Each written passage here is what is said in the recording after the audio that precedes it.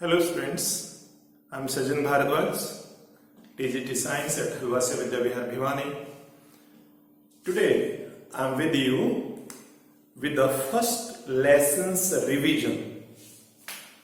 You know the name of the lesson already? Chemical reactions and equations. We are going to take the revision of this lesson with the help of some activities, because I believe that activities are very important for the practical knowledge, or you can say the actual scientific knowledge. Theoretical knowledge is not sufficient. Without the practical work, we can't understand the nature of chemical reactions. So today's session, I hope it is going to be very interesting. And at the end of this session, or you can say at the end of this video, you will be having a lot of new knowledge. The experience never before, I promise you. So, I have given the name revision with activities. I will prepare 2 videos for revision. Today I will take what is chemical reaction and what are the type of reactions. And the remaining thing I will revise in the next video. Okay? So let's start with activities. Activity क्या है? Activity means any process which we do actually with the help of some devices, some chemicals, some apparatus, you can say. As the name suggests, हमारे पास chemical reaction. तो first of all हमें ये समझना पड़ेगा chemical reaction क्या है.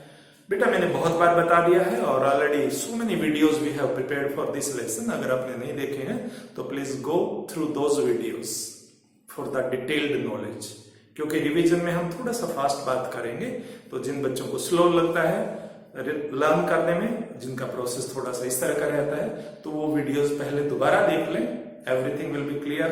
Activities के लिए आप स्पेशल इस वीडियो को जरूर पूरा देखिए, it's my request. So chemical reaction को जब हम डिफाइन करते हैं तो chemical reaction is a process in which original substance react together and they form the new chemicals. ये बात आप पहले से जानते हैं, बहुत अच्छे से जानते हैं. और इसको अगर मैं दोबारा से लिख भी दूं तो इसका मतलब ये होगा कि reactants they convert into products. This type of process is called chemical reaction. Reactant कौन होते हैं बेटा? Those chemical substance which take part in a chemical reaction. मान लीजिए हमारे पास ए और बी 2 केमिकल रिएक्टेंट हैं. These are reactants. They join together and they form a new product which has entirely new properties. क्योंकि chemical reaction का base idea तो यही है ना, जहां पर नए सब्सटेंस बनते हैं जिनकी प्रॉपर्टीज पहले वालों से क्या होती हैं, एंटायरली डिफरेंट होती है. ठीक है, तो इस बेस पर हम केमिकल रिएक्शन स्टडी करते हैं. एक एग्जांपल आसान सा ले लेते हैं. अगर आप कोल को बर्न करते हैं, coal is represented by C. Burn करने के लिए हमारे पास ऑक्सीजन गैस की जरूरत होती है. आप सब बच्चे जानते हैं इस बात को. बिना ऑक्सीजन की प्रेजेंस के कुछ भी बर्निंग पॉसिबल है ही नहीं नेचर में, because oxygen is supposed to be the supporter of combustion. ठीक है, तो जैसे बर्न होगा इट विल फॉर्म CO2. अब बेटा ये सॉलिड है, ये गैस है, ये ब्लैक कलर का होता है. ठीक है, लेकिन ये हमारे पास एक ऐसी गैस है जिसकी कोई स्मेल नहीं है, जिसका कोई कलर नहीं है. ठीक है, तो इसका मतलब ये हुआ कि इसकी जो प्रॉपर्टीज हैं वो प्रॉपर्टी इन दोनों से एंटायरली क्या है, डिफरेंट है. ये सॉलिड था, ये लाइफ सपोर्टिंग गैस है, ये आपके लाइफ को सपोर्ट नहीं करते. भले वो प्लांट्स को सपोर्ट करती है बट CO2 हमें सपोर्ट नहीं करते. हम CO2 में रेस्पायर नहीं कर सकते. इसका मतलब इसकी प्रॉपर्टी चेंज हो गई है, और प्रॉपर्टी चेंज होने पर अगर कोई चीज बना तो इसका मतलब ये प्रोडक्ट है, और नया प्रोडक्ट बना तो इसका मतलब ये प्रोसेस क्या है, केमिकल रिएक्शन. ठीक है, तो केमिकल रिएक्शन की अब हम टाइप्स के बारे में बात करेंगे. Types of chemical reactions. Student, we have already studied that there are various type of chemical reactions. Chemical reaction की बहुत सारे टाइप्स होते हैं. It depends in which way the reactants react together.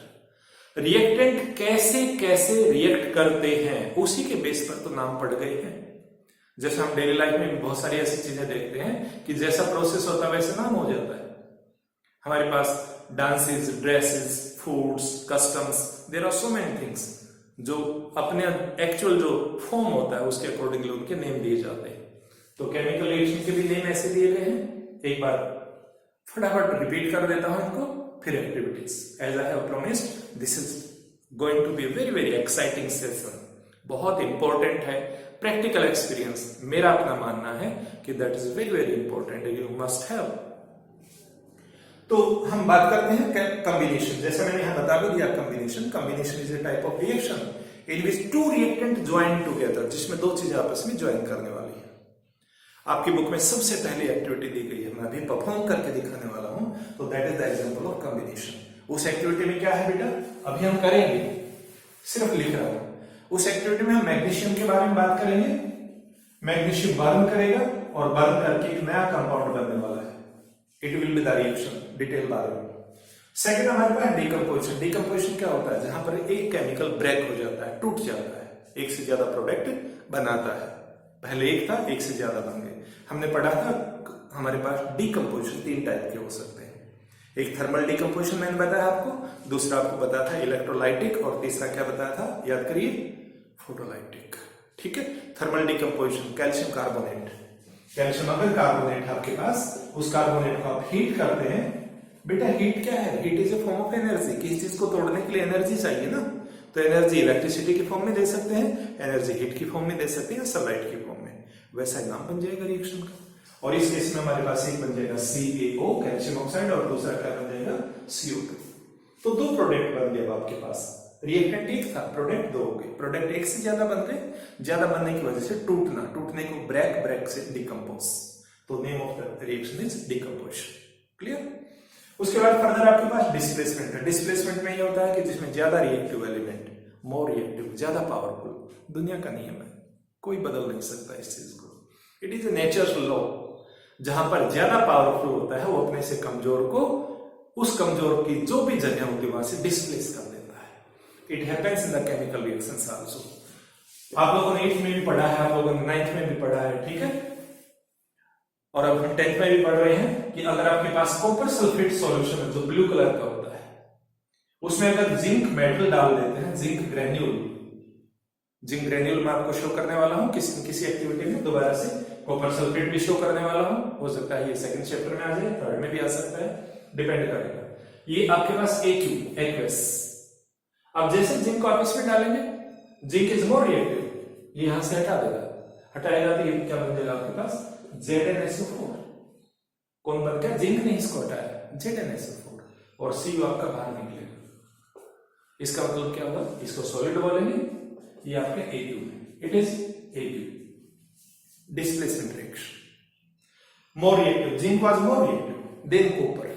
Reactivity series पढ़ेंगे 3rd chapter में, page number 45 पर आपको मिल जाएगी, वहां आप देख सकते हैं उसे। ठीक है, तो उसके बाद हम बात करेंगे डिस्प्लेसमेंट की। बात हो गई है डबल डिस्प्लेसमेंट। डबल डिस्प्लेसमेंट में जहां दो केमिकल एक दूसरे को रिएक्ट करके रिप्लेस कर देते हैं, एक दूसरे की जगह ले लेते हैं। अभी एक्टिविटीज करवाऊंगा इसके बारे में, फिर दोबारा लेता हूं। उसके बाद हमारे पास ऑक्सीडेशन है। Oxidation is such type of reaction in which there is a gain of oxygen. देखो ये जो अभी लिखा था हमने C+O2, CO2, it is oxidation. Mg+O2 लिखा था हमने, it is also oxidation, MgO। अब आप बच्चे कंफ्यूज हो जाते हैं कई बार, आप कहते हैं सर कभी तो आपसे कॉम्बिनेशन कह रहे हैं, कभी ऑक्सीडेशन कह रहे हैं। बेटा ऑक्सीडेशन का फंडा क्या है, कंसेप्ट क्या है, गेन ऑफ ऑक्सीजन। तो देखो यहां मैग्नीशियम अकेला था, यहां मैग्नीशियम के साथ ऑक्सीजन आ गया। अगर मैग्नीशियम अटैच हो गया तो क्या कह सकते हैं, ऑक्सीडेशन कह सकते हैं। कॉम्बिनेशन कैसे कह सकते हैं कि दो चीजें कंबाइन हो गई। इसलिए एक ही चीज को अलग अलग तरीके से भी बोला जा सकता है। जैसा क्वेश्चन है उसके अकॉर्डिंगली हम एक ही चीज को दो अलग अलग तरह से एक्सप्लेन करके यूज कर सकते हैं।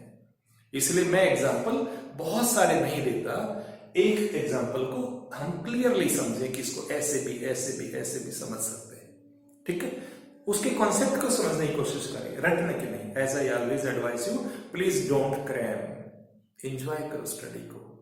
उसकी पूंछ मरोड़ करके इधर से उधर हो सकता है, उधर से इधर हो सकता है। जैसे छोटे बच्चे ब्लॉक्स से गेम खेलते हैं, हो सकता है बचपन में आपने भी खेला हो। ब्लॉक्स वही के वही होते हैं, सिर्फ ब्लॉक्स का रीअरेंजमेंट होता रहता है और नए नए पिक्चर्स, नए नए आइटम्स बच्चे बना लेते हैं। वही चीज हमारे पास 118 एलिमेंट ही तो हैं जिनसे मिलियंस बिलियंस ट्रिलियंस कंपाउंड बन गए हैं। सिर्फ कैसे बन गए, इधर का उधर का इधर, सब चीजें जुड़ती रहती हैं और नई चीजें बनती रहती हैं। ठीक है, चलिए ये हमारे पास बात हो गई है। यहां पर ऑक्सीडेशन की बात कर दी मैंने आपकी। ऑक्सीडेशन का मतलब गेन ऑफ ऑक्सीजन हो गया। और अगर लॉस ऑफ ऑक्सीजन हो, बाई चांस आपके पास कॉपर ऑक्साइड है, उसको आप हीट करते हैं, हाइड्रोजन की प्रेजेंस में हीट करते हैं, हीट करने से ये ऑक्सीजन इससे सेपरेट हो जाएगा। तो अगर ऐसी सिचुएशन आ जाती है जहां ऑक्सीजन सेपरेट हो गया है, loss of oxygen, it is called reduction. Hydrogen के केस में भी इसे समझा जा सकता है। और रेडॉक्स का मतलब ये होता है कि एक ही रिएक्शन जिसमें दोनों काम हो रहे हैं, ऑक्सीडेशन भी हो रहा है और रिडक्शन भी हो रहा है। फिर से लिख देता हूं एक रिएक्शन, आप लोगों को नहीं लगेगा कि सर ओरल करवा रहे हैं। अब अभी मैंने बोला CuO, कॉपर ऑक्साइड, ये हाइड्रोजन है, यहां पर हम हीट करें अगर इसे, यानी हॉट मटेरियल के ऊपर से अगर हाइड्रोजन गैस पास करेंगे, you will get Cu plus water. अब ये जो रिएक्शन है बेटा, हाइड्रोजन के पॉइंट ऑफ व्यू से सोचेंगे तो हाइड्रोजन को ऑक्सीजन मिल गया, इसलिए ऑक्सीडेशन हो गया। ठीक है, और अगर कॉपर ऑक्साइड के कॉन्सेप्ट से सोचेंगे तो इसका ऑक्सीजन गायब हो गया, इसलिए क्या हो गया, रिडक्शन। दोबारा बताता हूं, हाइड्रोजन के पॉइंट ऑफ व्यू से सोचिए तो हाइड्रोजन बन गया वाटर में, हाइड्रोजन को गेन हो गया ऑक्सीजन का, सो इट इज ऑक्सीडेशन। लेकिन कॉपर ऑक्साइड की बात करें तो कॉपर ऑक्साइड का ऑक्सीजन गायब हो गया, कॉपर ऑक्साइड से क्या बन गया, कॉपर, इसे हो गया नुकसान, ये हो गया रिडक्शन। तो रिडक्शन भी है, ऑक्सीडेशन भी है, एक रिएक्शन में दोनों काम है, इसलिए रिएक्शन कैसा रिएक्शन हो गया है, रेडॉक्स रिएक्शन। क्लियर होगी बात? ठीक है, और इसी तरह से हमारे पास एक्सोथर्मिक और एंडोथर्मिक रिएक्शंस भी होते हैं। एक्सोथर्मिक रिएक्शंस, अभी मैग्नीशियम का बर्न करने वाला हूं, आप देखेंगे लॉट ऑफ हीट निकल रही है, तो जिसमें फाइनल टेम्परेचर इंक्रीज होता है, they are called, yes, they are called exothermic. और जिसमें फाइनल टेम्परेचर डिप कर जाता है, डाउन चला जाता है, उसको क्या बोलेंगे, एंडोथर्मिक। कई सारे साल्ट्स ऐसे होते हैं जिनको वाटर में डिजोल्व करते हैं, या जैसे अभी हम डिकम्पोजिशन रिएक्शन की बात कर रहे थे, जिसमें हीट आप पहले देते हैं फिर वो ब्रेक होता है, such type of reactions are called the endothermic reactions. ठीक है, so I think you must be waiting for the activities, कि सर शुरू से एक्टिविटी कर रहे हैं, एक्टिविटी तो कोई दिखाई नहीं, फिर दोबारा वही थ्योरी पढ़ाने लगे। बेटा ये बताना जरूरी था, एक बार आपको आइडिया दे दिया है, अब हम कई सारी एक्टिविटीज करने वाले हैं। Lot of activities I'm going to perform today. I have prepared so many test tubes. There are so many chemicals I have. ठीक है, और इनकी हेल्प से हम कई एक्टिविटीज आज करने वाले हैं। तो फर्स्ट एक्टिविटी स्टार्ट करते हैं। फर्स्ट एक्टिविटी हमारी एनसीईआरटी बुक में फर्स्ट जो एक्टिविटी दी गई है, आप सभी बच्चों ने बुक पढ़ी है, बुक में याद करिए। फर्स्ट एक्टिविटी अगर आपने पढ़ी हो तो क्या है एक्टिविटी, वहां पर बताओ सब। एक्टिविटी 1.1 बताइए मुझे क्या है। यस, वहां पर एक मैग्नीशियम रिबन के बारे में बात की गई। व्हाट इज दिस, सी, पहले देखा कभी, ये क्या है, बहुत पतला सा है, छोटा सा लिया मैंने। I don't want to waste the chemicals, इसलिए मैंने एक मिनिमम जो रिक्वायरमेंट है उसके हिसाब से छोटा सा पीस लिया। It is magnesium ribbon. क्या नाम है बेटा इसका, मैग्नीशियम रिबन। मैग्नीशियम को हम किससे रिप्रेजेंट करते हैं, Mg। रिबन इसको इसलिए बोला जाता है because it has the more length and very less width, इसकी मोटाई बहुत ही कम है। कैन यू सी इट, इसके ऊपर थोड़ा सा ब्लैकिश आपको दिख रहा होगा कि इसका जो कलर है वो बहुत शाइनिंग नहीं है, थोड़ा सा ब्लैकिश सा हो गया। इसको क्लीन करना पड़ेगा पहले एक्टिविटी करने से पहले। ये हमारी बुक का एक क्वेश्चन भी बनता है, एग्जाम में कई बार पूछा जाता है कि why do we clean the magnesium ribbon before burning, हम इसको जलाने से पहले क्लीन क्यों करते हैं। एक्चुअली बेटा इसके ऊपर ये जो ब्लैकिश लेयर आपको दिखाई दे रही है, इट इज ऑक्साइड लेयर। कौन सी लेयर है ये, ऑक्साइड लेयर। इस ऑक्साइड लेयर को रिमूव करना जरूरी है। If you want to remove we need a special material. ये दिख रहा है आपको, नाम बताओ शाबाश, क्या है इसका, किसी को पता है तो सोचिए। It is called sand paper, इसको सैंड पेपर बोलते हैं। हिंदी में हम इसको रेगमार भी बोलते हैं। सो मेनी टाइम जब घरों में व्हाइट वॉश वगैरह किया जाता है तो आपकी वॉल्स को आयरन आर्टिकल के सरफेस पर रस्टिंग अगर पहले हो रखी है, उसको रिमूव करने के लिए इसे यूज करते हैं। It is very very rough, ये खुद बहुत रफ है। जिसके साथ भी इसे रबिंग करेंगे उसके ऊपर के सरफेस को रिमूव कर देता है। तो हम इसके साथ रबिंग करने वाले हैं। I am going to fold it, मैं इसको फोल्ड कर रहा हूं and trying to clean the surface of magnesium ribbon. Magnesium ribbon की सरफेस को मैं इसकी हेल्प से क्लीन करता हूं। ये क्लीन हो गया है, ठीक है, देखिए पहले से क्लीन हो गया ना। तो इसको क्लीन किया हमने। क्लीन करने के बाद इसको होल्ड करने के लिए वैसे तो टोंग्स होने चाहिए, लेकिन मेरे पास अभी अवेलेबल नहीं है। ये टेस्ट ट्यूब होल्डर है, मैं इसी से काम चला रहा हूं, क्योंकि इमरजेंसी में कई बार इस तरह की हम चीजें ले लेते हैं। ऑल्टरनेट हमें आने भी चाहिए। वैसे आई हैव होल्ड इट, मैंने इसको होल्ड कर दिया। आप सोचेंगे क्यों होल्ड किया, क्योंकि ये बर्न होने वाला है, और बर्न होगा तो ये बहुत ज्यादा हीट प्रोड्यूस करेगा। अगर मैं डायरेक्टली अपने हाथ में से होल्ड करूंगा, माई हैंड विल बर्न। तो I don't want to burn my fingers. Now I am taking the device, this is called, अभी जो आपके सामने आ रहा है, it is called spirit lamp. Spirit एक तरह का केमिकल होता है बेटा, और उस केमिकल को हम इसके अंदर फिल करके रखते हैं। This device student, it is called spirit lamp. Spirit is a chemical जिसको आजकल हम सैनिटाइजर्स में भी यूज करते हैं। कोविड-19 की वजह से सैनिटाइजेशन, आप बच्चों ने सुना होगा, बहुत ज्यादा बार बार बोली जाने वाली, यूज की जाने वाली एक टर्म हो गई है। ओके, फ्लेम देखिए, स्पिरिट लैम्प की हाई टेम्परेचर की फ्लेम होती है और इसमें कोई स्मोक प्रोड्यूस नहीं हो रहा है, इसलिए हम इसे यूज करते हैं। कई बच्चे कहते हैं सर कैंडल से कर सकते हैं इसे। कैंडल इसको बर्न नहीं करेगी, क्योंकि कैंडल फ्लेम का टेम्परेचर उतना ज्यादा नहीं होता जिससे आपका मैग्नीशियम रिबन बर्न होना शुरू हो जाए। इसका बर्निंग जो टेम्परेचर है, बर्निंग टेम्परेचर एक्चुअली क्या है, इसने ऑक्सीजन के साथ रिएक्ट करना है और हाई टेम्परेचर पर करेगा। So I am going to enter it. देखिए ये मैंने एंटर कर दिया है, ये बर्न करना शुरू करेगा और इसकी जो फ्लेम होती है that is called the white dazzling flame. मैं इसे इसके अंदर कलेक्ट करने वाला हूं, आप नहीं करें please, it can be dangerous for you. You can see आपके मैग्नीशियम रिबन का क्या बन गया है, व्हाट हैज बिकम। देखिए क्या बन गया इसका, it has become a white colour material, it is called magnesium oxide. Magnesium oxide, ध्यान से देखिए, ये मैग्नीशियम ऑक्साइड आपको इसके अंदर दिख रहा होगा, ठीक है, यू कैन सी। इसको अगर हम थोड़ा सा फिंगर से दबाएं, it can become powdered form, ये बिल्कुल पाउडर बन गया है। और अगर इस पाउडर को आप एक टेस्ट ट्यूब लें और टेस्ट ट्यूब में थोड़ा सा वाटर लेकर के इसे डिजोल्व कर लिया जाए, तो डिजोल्व करने के बाद ये जो रिजल्ट देने वाला है, I am going to write that result on the board. तो मैग्नीशियम देखा हमने, magnesium combine with oxygen. Magnesium is solid बेटा, ये आपका गैस है, both combine together and they form magnesium oxide. Again it is a solid. दो element एक दूसरे के साथ कंबाइन कर रहे हैं और कंबाइन करने की वजह से इस रिएक्शन का नाम हमारे पास क्या बन जाएगा, कॉम्बिनेशन रिएक्शन। क्या नाम देंगे बेटे इसे, कॉम्बिनेशन रिएक्शन। इसलिए मैं इसे अभी कॉम्बिनेशन की कैटेगरी में आपको स्टडी करवा रहा हूं। कॉम्बिनेशन क्लियर हो गई। कोल को बर्न करेंगे तो भी कॉम्बिनेशन है, किसी भी चीज का बर्न है वो कॉम्बिनेशन होता है, क्योंकि उसमें ऑक्सीजन कंबाइन हो रही है, और हाइड्रोजन के साथ अगर ऑक्सीजन कंबाइन हो रही है वाटर फॉर्म बनेगा, तो वो भी आपका कॉम्बिनेशन है। इसे हम ऑक्सीडेशन भी कह सकते हैं। अब इसी मैग्नीशियम ऑक्साइड को, जो मैग्नीशियम ऑक्साइड अभी मैंने आपको दिखाया, ये मैग्नीशियम ऑक्साइड जो पाउडर था, इस मैग्नीशियम ऑक्साइड को अगर हम magnesium oxide if it is added with water, अगर इसको वाटर के साथ ऐड कर दें, इट विल कंबाइन, ये वाटर के साथ कंबाइन हो जाएगा बेटा, थोड़ा सा मुश्किल से डिजोल्व होता है, एंड डिजोल्व होने के बाद ये बनाएगा MgOH होल ट्वाइस। और आप बच्चों ने सेकंड चैप्टर में पढ़ा है, जिसके पास भी OH आ जाता है, इसका मतलब वो सब्सटेंस क्या बन गया है, बेस।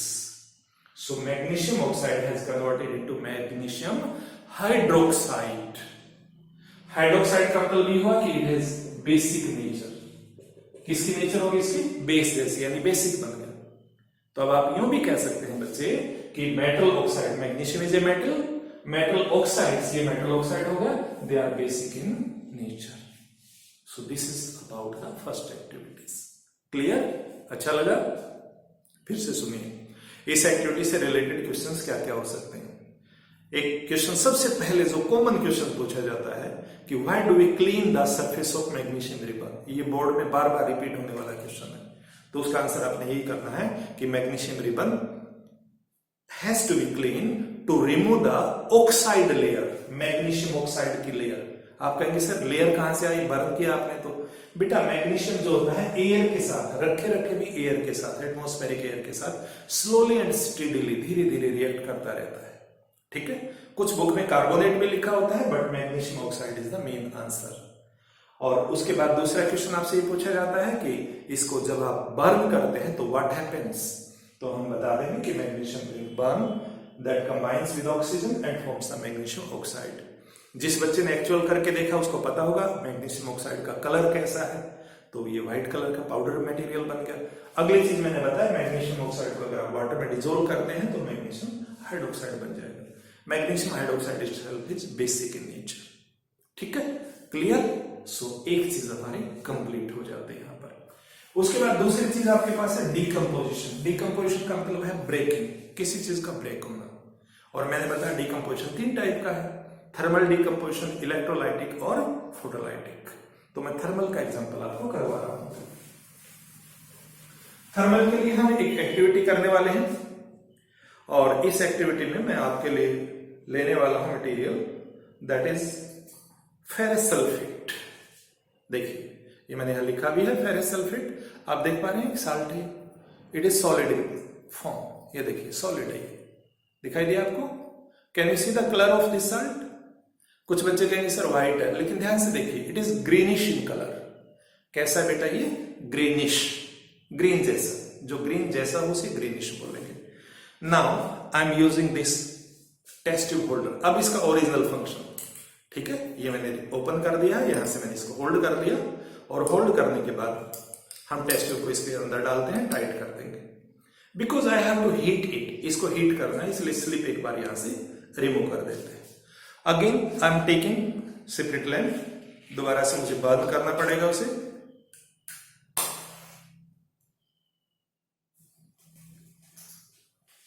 अब देखो बेटा आगे हमारे पास वाटर ऑफ क्रिस्टलाइजेशन एक टॉपिक पढ़ा था, बच्चों को याद होगा 2nd चैप्टर में। और यहां आप देखिए इसको मैं गर्म करने वाला हूं, हीट करने वाला हूं। तो 2 चीजें आपने नोटिस करनी है। एक से तो जब हम साल्ट को हीट करेंगे, साल्ट का फार्मूला हमारे पास FeSO4। यहां वाटर ऑफ क्रिस्टलाइजेशन नहीं लिख रहे, 7 वाटर मॉलिक्यूल होते हैं, लिखने हो तो लिख भी सकते हो आप। इसका फार्मूला कंप्लीट ही होता है FeSO4 with 7 water molecule. Ferrous sulphate crystal का फार्मूला है। अगर केवल फेरस सल्फेट टीचर पूछता है तो आप सिर्फ इतना लिख सकते हैं। अब इसको हम हीट करेंगे, हीट का वर्ड हमें यहां मेंशन करना है शो करने के लिए। इसके बाद हमारे पास जो कंपाउंड बनने वाला है Fe2 प्लस SO3, ये दोनों बेटा गैस हैं और ये गैस सफोकेटिंग होती हैं। इसलिए कभी भी आपको कोई भी गैस बने तो डायरेक्ट इस तरह से नहीं सूंघना है। उस गैस को आप थोड़ा सा दूर रखिए। टेस्ट ट्यूब को जब मैं हीट करेंगे आप देखेंगे मैं अपने फेस से दूर रखूंगा। और अगर स्मेल लेनी है तो इस तरह से, जैसे वो भगवान जी की आरती लेते हैं ना, इस तरह से हल्का सा लेना है। वाफ्टिंग बोलते हैं इसे, वाफ्टिंग। ठीक है, अब फेरस सल्फेट तो ये सॉरी Fe2O3 बनेगा, इट इज फेरिक ऑक्साइड, इसे सॉलिड, ये भी हमारा सॉलिड है। बैलेंस करेंगे, यहां आयरन 2 है तो 2 यहां अप्लाई कर दीजिए, बाकी सब कुछ बैलेंस्ड। अब एक बार देखते हैं इसमें क्या चेंज होने वाला है। कैसा कलर दिख रहा है? Green. I am taking the separate lamp in my hand. आप प्लीज इसके चेंज देखते जाइए, टेस्ट ट्यूब के अंदर भी देखना, आपको यहाँ मॉइस्चर भी देख सकता है और फेरस सल्फेट का कलर चेंज होता है। एकदम से टेस्ट ट्यूब के अंदर देखना, ध्यान से देखना, ठीक है। आपको एक हल्का सा, जैसे आपकी गाड़ी के अंदर देखा होगा स्क्रीन पर कई बार फोग जमा हो जाता है, हेजी हो जाती है। एकदम से जैसे हीट करूंगा टेस्ट ट्यूब एकदम से धुंधली हो जाएगी। It is due to water vapours जो आपके साल्ट में से निकलेंगे। देखिए दिखाई दिया, इट हैपेंस इमीडिएटली। देखिए ध्यान से देखिए, ठीक है। Look it carefully. इसे हम गर्म कर रहे हैं धीरे धीरे। साल्ट का कलर चेंज हो जाएगा जब आप ये कंप्लीटली हीट अप हो जाएगा। और अपर पोर्शन, टेस्ट ट्यूब का अपर पोर्शन बेटा, उसमें हमें मॉइस्चर दिखाई देगा। ये मिडल पोर्शन में भी देख सकते हैं, क्लियरली दिख रहा है आपको वाटर ड्रॉपलेट्स लाइक दिस। थोड़ा टेढ़ा रखिए वरना ऊपर का पानी स्लिप होकर के नीचे आता रहेगा।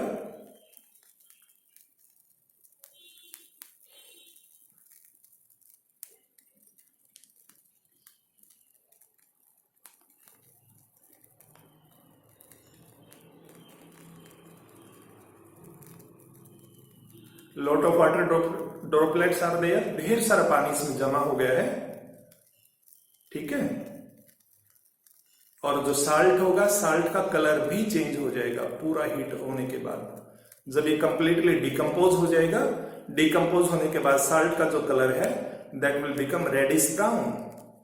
देखिए टेस्ट ट्यूब में ढेर सारा पानी मुझे दिखाई दे रहा है, शायद आप बच्चों को भी दिख रहा होगा, और आपकी साइड से अगर आप देखेंगे तो साल्ट का कलर भी आपको चेंज होता हुआ दिखाई देगा। ये देखिए इतना सारा पानी निकला है टेस्ट ट्यूब के अंदर।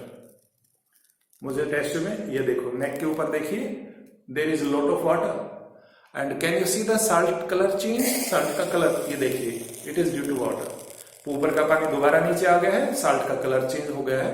अब ये साल्ट का जो कलर चेंज आपको दिखाई दे रहा है, दिखाई दे रहा है, ये जो साल्ट कलर चेंज हमें दिखाई दिया, it is due to decomposition reaction. इसमें और ज्यादा टाइम लगेगा, अगर मैं पूरा टाइम लगाता हूं तो वीडियो बहुत लंबा हो जाएगा। तो यू कैन अंडरस्टैंड कि when we decompose the salt, ferrous sulphate salt, we get Fe2O3 that is ferric oxide, ठीक है, and SO2 plus SO3, two gases will come out. पहले वाटर निकलेगा और साल्ट डिकम्पोज हो जाएगा। Next is displacement reaction. I have already told you displacement means when one element displaces the another. I have so many times given the example कि अगर आप कोई भी salt solution लेते हैं, either you take copper sulfate, you take ferrous sulfate, और उसमें more reactive element introduce करेंगे। Zinc is more reactive than copper, similarly zinc is more reactive than iron. अब कोई भी साल्ट लेते हैं, either take copper sulfate or ferrous sulfate. In both of the cases, result will be zinc sulfate, ZnSO4. ऊपर वाला case है copper अलग से बाहर निकलेगा, नीचे वाले केस में आयरन बाहर निकलेगा। That means copper is displaced by zinc और iron is displaced by zinc. तो इस तरह के जो रिएक्शन होते हैं they are called the displacement reaction. Final colour यहां पर होगा कलरलेस, कलरलेस, क्योंकि जिंक सल्फेट का अपना कोई कलर नहीं है, लेकिन ये कलर ब्लू था, ये कलर ग्रीन है। So this type of reaction are called displacement reaction. हमने पहले भी पढ़े हैं, आगे और टाइम मिलेगा, activity will be repeated. Next जो हमारे पास है that is double displacement. What I'm saying? Double displacement. It is one. Double displacement is actually a type of displacement which occurs 2 times. यानी जिसमें displacement 2 बार हो गया। Simply, अगर हम लेते हैं Na2SO4, it is sodium sulfate, aqueous, that is salt solution. Sodium sulfate अगर मैं लेता हूं मेरे पास से, तो it is sodium sulfate I have. And the second is barium chloride. These are the two salts in 2 different test tubes. Sodium sulfate plus barium chloride. हमारे NCERT book में बिल्कुल पेज पर एंड पर ये रिएक्शन दिया हुआ है। अब इस केस में क्या होगा, barium and sodium both are reactive elements and they are so reactive कि रिएक्टिव होने के साथ साथ ये बेरियम जैसे फ्री हो गए यहां से, इट विल यू कैन से कंबाइन विद सल्फेट आयन, और सोडियम जो यहां से फ्री होने वाला है that will combine with chloride ion. तो ये कह सकते हैं कि सोडियम ने बेरियम को हटा दिया और बेरियम ने सोडियम को हटा दिया। तो एक चीज 2 बार हो गई, 2 बार हो गई थी डबल डिस्प्लेसमेंट। लेकिन जैसा मैं शुरू से कह रहा हूं, हम तो एक्टिविटी की बात कर रहे हैं, ये तो हमने पहले भी पढ़ लिया। तो रिएक्शन में क्या बनेगा, NaCl कॉमन साल्ट, साथ में बनेगा BaSO4। ये जो BaSO4 बनता है ये व्हाइट प्रेसिपिटेट बनाएगा। कौन से कलर के बनाएगा बेटा, व्हाइट प्रेसिपिटेट। Let's see.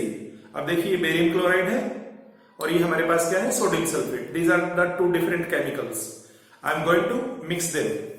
मैं इन दोनों को मिक्स करने जा रहा हूं and see what is the result. देखते हैं रिजल्ट में निकलता क्या है। See the test tube clearly. I am going to add 1 chemical into another. If white precipitates are formed, then our reaction is okay. Please see through it. I am going to add the small amount, ताकि आपको precipitate जो बने, ये देखिए white color, thick cloud has been formed. एकदम से white cloud बन गया है। These are the white precipitates. If we shall give them time, अगर आप उसे टाइम देंगे तो टाइम के साथ धीरे धीरे दे विल सेटल डाउन। देखिए नीचे अभी क्लियर दिख रहा होगा आपको। इसका मतलब यह कि ऊपर से एक केमिकल दूसरे के पास नीचे तक नहीं पहुंच पाया अभी। तो reactivity will be occur and slowly these precipitate will settle down, धीरे धीरे ये नीचे डाउन होने वाले हैं, because these are the heavier precipitate. So this type of reaction in which white precipitates are formed, किसकी वजह से बने? Due to double displacement. Double displacement किसके बीच में होगा? Between sodium and barium. Both are metals, both are reactive, right? तो ये चीज आप ध्यान कर लेंगे. समटाइम इन रिएक्शन को हम आयनिक रिएक्शन के नाम से भी जानते हैं. आयनिक रिएक्शन कैसे? सोडियम सल्फेट हमारे पास Na positive 2 ion plus SO4 2 negative. इसी तरह से बेरियम क्लोराइड, बेरियम प्लस और क्लोराइड नेगेटिव, और इनका एक्सचेंज होता है. इसलिए रिएक्शन को हम डबल डिस्प्लेसमेंट रिएक्शन या आयोनिक रिएक्शन भी कह सकते हैं. ठीक है. साथ ही इसी रिएक्शन को हम प्रेसिपिटेशन रिएक्शन भी बोल देते हैं, क्योंकि इसमें प्रेसिपिटेट फॉर्म हो रहे हैं. My point is clear? ठीक है. इसी चीज को कंफर्म करने के लिए हम एक एक्टिविटी और ले रहे हैं. अब वो एक्टिविटी हमारी बुक में दी गई है सेकंड प्लेस पर. फर्स्ट प्लेस पर बर्निंग ऑफ मैग्नीशियम रिबन है. सेकंड प्लेस पर अगर आप पढ़ेंगे तो आपकी बुक में लिखा गया है लेड नाइट्रेट, PbNO3. ये फार्मूला है बेटा लेड नाइट्रेट का. ठीक है. साथ में इसमें मिक्स किया गया है potassium iodide. It is potassium iodide, K for potassium. Now there is again a double displacement type reaction. This will and this one, they will exchange their position. ये अपनी अपनी पोजीशन बदलते हैं. Potassium will go with NO3. It will form KNO3. It is a highly soluble salt. पानी में बहुत अच्छे से डिजोल्व होता है, जिसको A2 लिखते हैं. Be careful student, जो प्रेसिपिटेट बनते हैं that means they are insoluble salts. Precipitate का मतलब क्या होता है? इनसोल्युबल, कि एक नया साल्ट बना. जैसे पिछले रिएक्शन में यहाँ BaSO4 बना था, तो BaSO4 यानी बेरियम सल्फेट जो व्हाइट प्रेसिपिटेट बने थे, अभी जस्ट मैंने एक्टिविटी आपको बताई, तो बेरियम सल्फेट वाटर में सोल्यूबल नहीं है. अगर वो सोल्यूबल होता तो आपको दिखाई नहीं देता. ठीक है. हालांकि कुछ प्रेसिपिटेट आप हायर लेवल पर पढ़ेंगे, बाद में डिजोल्व हो जाते हैं, अलग बात है. अब इसमें KNO3 बना. अब K और NO3 से ये बन गया. अब यहां से कौन बच गया बेटा? लेड. यहां से कौन बच गया? आयोडाइन. और ये बन जाएगा PbI2, लेड आयोडाइड. और इसके भी प्रेसिपिटेट बनेंगे, और इसके प्रेसिपिटेट हमें बताए गए हैं येलो कलर के बनते हैं. देखते हैं ट्राई करके कि येलो बन रहे हैं. It is lead potassium iodide, KI लिखा मैंने, पोटेशियम आयोडाइड. और दूसरा मेरे पास है यहां पर लेड नाइट्रेट. क्या है बेटा? Lead nitrate. These are the two different chemicals. I am going to mix them. एक दूसरे के अंदर मिक्स करने की कोशिश करते हैं और देखते हैं प्रेसिपिटेट बनते या नहीं, हमारी थ्योरी सही बैठती या नहीं बैठती. Again I am going to mix them. आप देखिए ध्यान से, प्रेसिपिटेट बनेंगे या नहीं बन रहे. One chemical we are going to add. ऐसी कोई कंडीशन नहीं है कि आप A को B में करेंगे या B में को A में. ये फिर बार बार मैं वही एक बात कहता हूं, खरबूजा चाकू पर गिरे या चाकू खरबूजे पर, रिजल्ट एक ही निकलता है.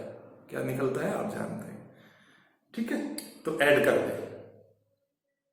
I am going to add one chemical into another, and you have to see either the yellow precipitates are formed or not. Yeah, fantastic. Can you see? It's a yellow color. अब ये जो yellow color आपको दिखाई दे रहा है, this is the yellow color of the lead iodide. That means precipitates are formed. देखिए नीचे की तरफ अगर ध्यान से देखें, थोड़ा धीरे धीरे ये नीचे भी जा रहे हैं. They are settling down. That means they are heavier one. अगर और ज्यादा ऐड करेंगे तो ये डार्कनेस आपको फिर दोबारा दिखाई देगी एक बार, and they will settle down slowly and steadily. So this type of reactions are called the precipitate reactions, और you can say double displacement reaction. Right. तो ये चीज आप बच्चों में ध्यान कर लेंगे. उसके बाद ऑक्सीडेशन रिडक्शन आपको ऑलरेडी बता दिया है. Gain of oxygen and loss of oxygen effect occurs, that is reduction. Exothermic and endothermic मैंने पहले से ही बता दी है, जिसमें हीट बाहर निकल रही है. जैसे मैग्नीशियम रिबन हमने बर्न किया, that is exothermic. Any burning, किसी भी चीज की बर्निंग होती है, दैट इज एक्सोथर्मिक. और जब कभी भी हमारे पास ऐसा होता है कि फाइनल टेम्परेचर डाउन जाता है, that is called endothermic. I hope आज का वीडियो आपको पसंद आएगा. इन एक्टिविटीज को आप, अगर कोई डेंजरस है जैसे मैग्नीशियम रिबन बर्न करने वाली है, please don't repeat, don't try to execute at home. ठीक है. और अगर कोई भी एक्टिविटी करनी भी है, बाई चांस आपके पास केमिकल अवेलेबल है, तो आप अपने घर में बड़ों की देखरेख में उसे प्लीज करें. ठीक है. So enjoy your day, enjoy your study, and stay safe, stay healthy.